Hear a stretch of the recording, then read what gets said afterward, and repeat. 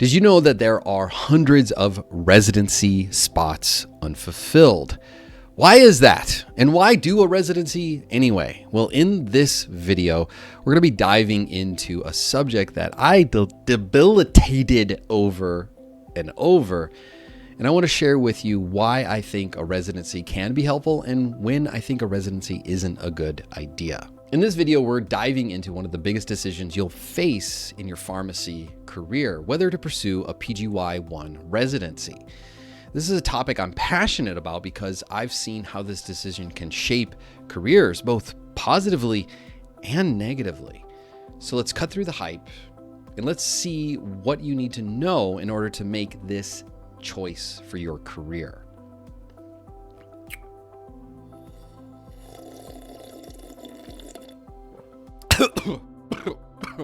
First, I want to take a look at what is happening in pharmacy education. Academia is pushing heavily clinical pharmacy and has done so for really the last 20 years. It's an innovative clinical services that not only improve patient care, but are helping doctors, nurses, other practitioners, and it's supporting and saving the healthcare system billions of dollars. Studies show that clinical pharmacists reduce medication errors, enhance patient outcomes, and decrease healthcare costs. But here's a reality check that I think very few people are talking about. The majority of the pharmacy job market is not clinical jobs. Now, I think we're going in that direction, but we got to be honest with ourselves here.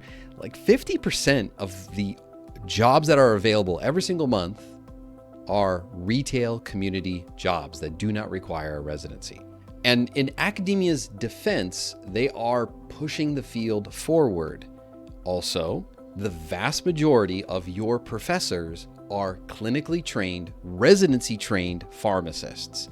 So of course, they're going to encourage what worked for them, not necessarily what may or may not work for you.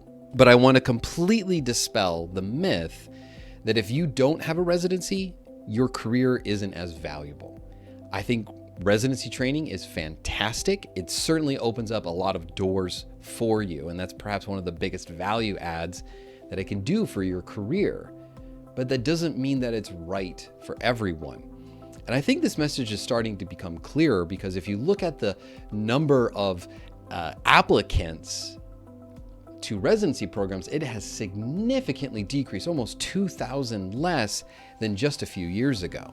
Every year, there are around 10,000 pharmacists that graduate, but only about 5,000 residency spots are available.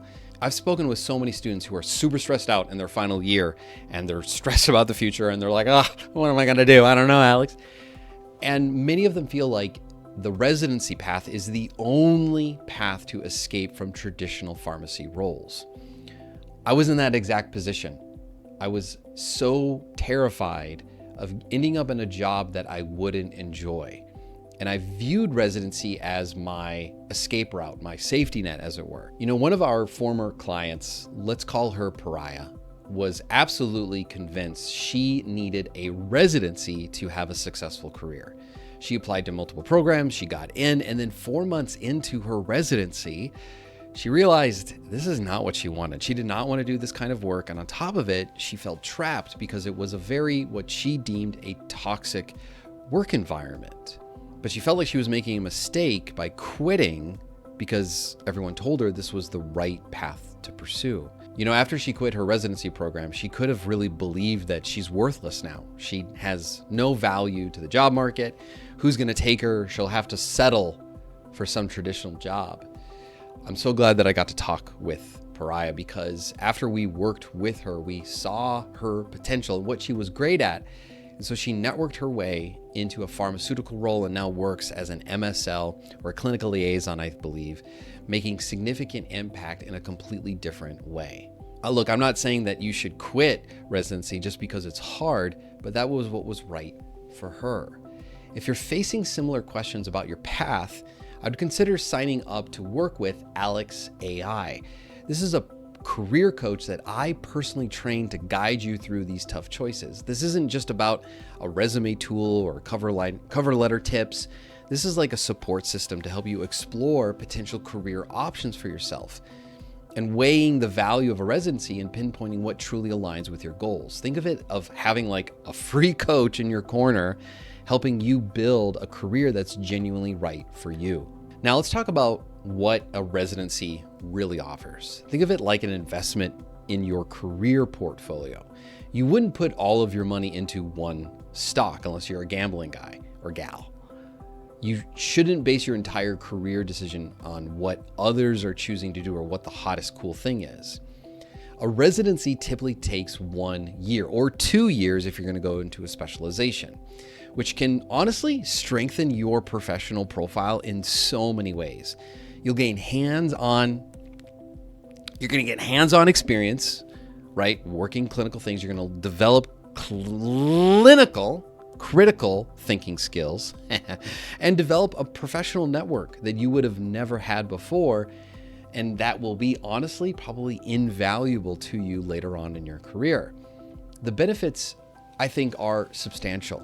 The sacrifice of doing 1 year to not make that money, losing out potentially on $80,000 a year just for this experience, I think can be worth it for so many people who are ready to work in that clinical environment. Plus, clinical pharmacists have lots of benefits. You can check out some of our career path videos. We'll put links to those in the description. You can check out all of the reviews we've done so far.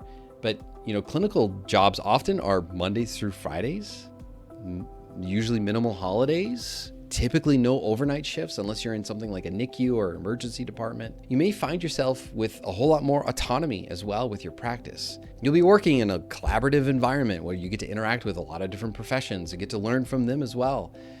And from those that are interested in specialization or even the academic route, a residency becomes a foundation for so many careers. But here's something that often gets glossed over. A residency isn't a golden ticket to career satisfaction. I've seen the same amount of clinical pharmacists face burnout rates as community pharmacists. The work is totally different, yes, but the challenges of the healthcare system still exist, the work overload in particular. You may trade filling prescriptions for writing lengthy clinical notes in far too little amount of time and instead of dealing with like insurance issues, now you got to deal with hospital politics. Ugh. What's so funny is that clinicians and hospital pharmacists tell me, I'm fine with my job. At least I'm not in community. And I get where they're coming from. They tend to view that as a hellscape. But according to the literature, the burnout rates are practically the same. Yes, community pharmacists tend to be more dissatisfied with their careers, but burnout rates are just as high. I don't know. This is kind of like the boiling frog laughing at the frog that's getting put into a pot of water. Like, it's not a great system, either way you look at it. From my own story and my own experience, just to drive some of these points home, I went expecting a diverse ambulatory care rotations from my residency and getting to work directly with patients. Instead, I found myself in a program where one of my preceptors, who was insanely clinically brilliant, he knew everything, he hardly had any patience. So when I worked with him, I was literally sitting on my thumbs waiting for something to do. I had to hustle. And so I had to create my own opportunities by finding additional preceptors outside of my program who were willing to take me on as a student. And essentially I had to craft my own clinical experience. This taught me something insanely valuable though, that success in pharmacy, whether you do a residency or not, comes down to what you make of the opportunities or lack thereof that are right in front of you. And while I wouldn't recommend my program that I went to, it taught me how to push myself out of my comfort zone. It forced me to look for opportunities. Because here's what you don't hear about looking for a pharmacy job. Less than 20% of pharmacy hires come from job boards. Less than 20%. That's being generous. It's probably closer to like 10%. The real opportunities come through networking, personal connections, and being at the right place at the right time. that you can't really make happen if you're not meeting people or exposing yourself to people you would have never met before. There are successful career paths outside of residency. I've seen pharmacists build incredible careers by taking things like a PRN hospital job and working their way up and pursuing MBAs and moving into pharmacy administration or doing a fellowship or getting into programs and volunteering and then getting offered a full-time job. When making your choice, think beyond the next year or two. Yes, it's going to be hard and challenging, but you can't honestly become something bigger and better without being pushed. If you think just getting a job is all you really need to do, then you're totally missing out on a fulfilling, fun career for yourself. Consider how different paths might affect your long-term career flexibility versus just immediate income, just getting a job. Please consider what your preferred practice settings through your learnings and your rotations. Are you going to thrive in a fast-paced hospital environment? Or do you prefer, honestly, just predictable workflows where you're just doing a job? Your geographic location also matters too. Some areas have abundant clinical opportunities. I'm kind of looking at you, California. And many of them, and some of them don't even require a residency. I've helped so many people transition without a residency into clinical jobs. And look, don't forget to factor in your own personal life experiences. A residency typically means lower salary for an entire year. And yes, you could be making a whole lot more if you got a job, but maybe you need that now. Maybe a family member is struggling or you have a health crisis.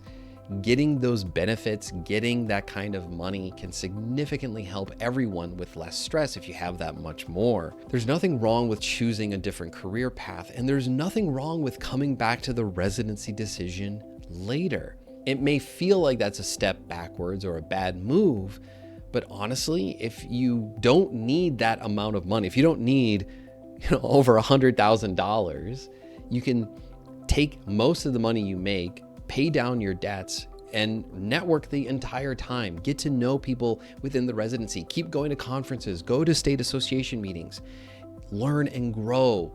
That is the challenge. Just getting a job should be the least of your concerns. If you're thinking that you just want something secure, trust me, as soon as you feel like you have it, you feel like you're going to lose it.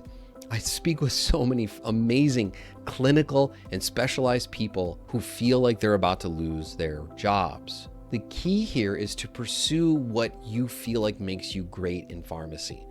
Find work that's honestly fulfilling, that you can be proud of at the end of the day.